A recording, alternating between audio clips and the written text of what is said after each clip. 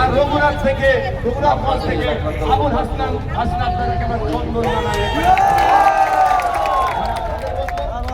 আপনাদের উপর নির্ভর করছে আপনি কি করবেন না করবেন, আপনার উপরে ডিসাইড করছে।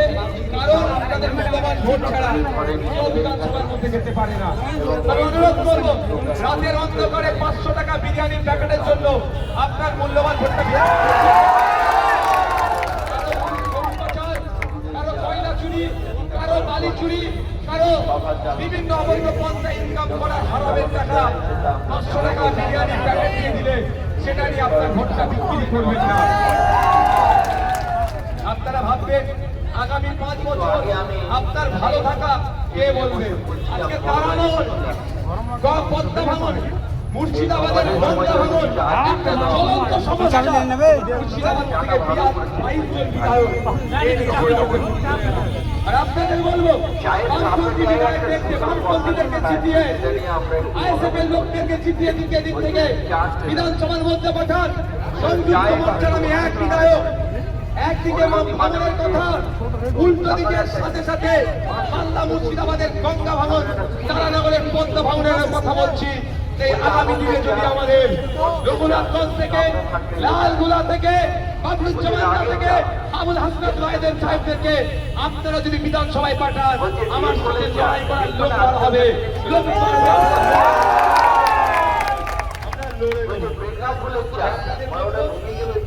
যারা এসআইআর এর নাম ডিলিট হয়েছে দেবেন না। আমার পরিবারের লোকের নাম ডিলিট করেছে, 27 লক্ষ মানুষের নাম ডিলিট হচ্ছে। 17 লক্ষ আমার হিন্দু ভাই, 10 লক্ষ মুসলমান ভাই, টোটাল 27 লক্ষ মানুষের নাম ডিলিট করেছে বিজেপি তৃণমূল মিলে নির্বাচন কমিশনকে সামনে রেখে। তাই সময় এসেছে এই নির্বাচনে আমরা বিজেপি তৃণমূলকে গণতান্ত্রিক প্রক্রিয়ায় ফিনিশ করব।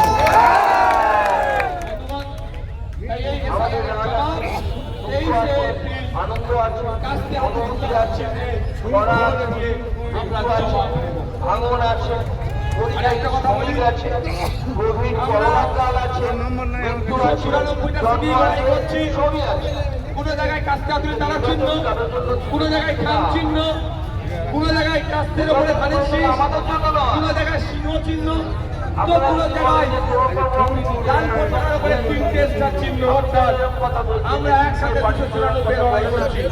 তো শ্রীরামপুর মোটামুটি আইএসএফ লড়াই করছে, রঘুনাথগঞ্জ আমাদেরকে যারা ভালোবাসে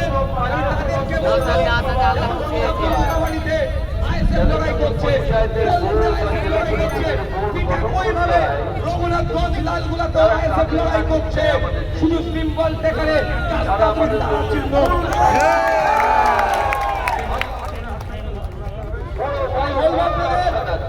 আপনাদের উচিত হবে যারা চিহ্নে রঘুনাথগঞ্জ লালগুলা থেকে দূরের পাশে দাঁড়িয়ে আছে এনাদেরকে ভোটে জিতিয়ে বিধানসভার মধ্যে পাঠান। আপনার কণ্ঠ হয়ে কথা বলবে, শিক্ষার কথা বলবে, স্বাস্থ্যের কথা বলবে, কর্মসংস্থানের কথা বলবে, ঐক্যের কথা বলবে, সম্প্রীতির কথা বলবে, আর সম্প্রীতি বিনষ্টকারীদের বিরুদ্ধে বুক চিতিয়ে লড়াই করবে। দেখি তাদের কথায় ভরসা করবেন না, এরা আপনাদেরকে বন্ধ করিয়ে চেষ্টা করছে। আসুন প্রকৃত অর্থে বামপন্থী আইএসএফ থেকে দিকে দিকে জিতান, আপনারা আমার কথা বলবেন।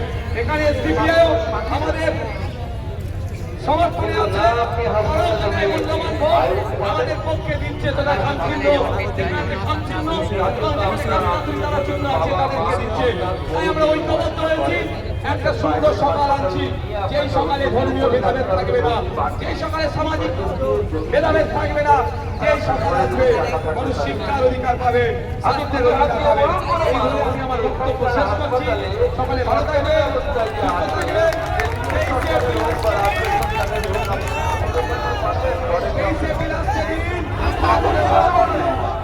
কাজটা দুই তারা চিনবে